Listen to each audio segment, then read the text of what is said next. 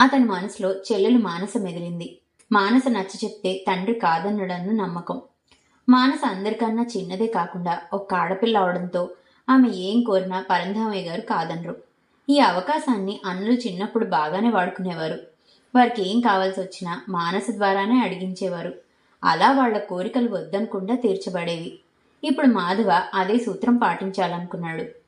మానస పండుగలకు వచ్చినప్పుడు సమయం చూసుకుని తన ప్రేమ కథ చెల్లెలికి చెప్పాడు.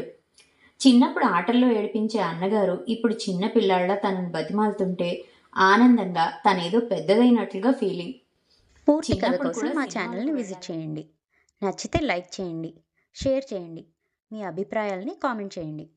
అలాగే మా ఛానల్ని సబ్స్క్రైబ్ చేసి పక్కనున్న గంట కొట్టారనుకోండి, నేను ఇలా వీడియో పెట్టగానే అలా మీకు నోటిఫికేషన్ వచ్చేస్తుంది. ఎన్నో మంచి మంచి ఇంట్రెస్టింగ్ కథల్ని మిస్ కాకుండా వినేయచ్చు. చేస్తారు కదా మరి.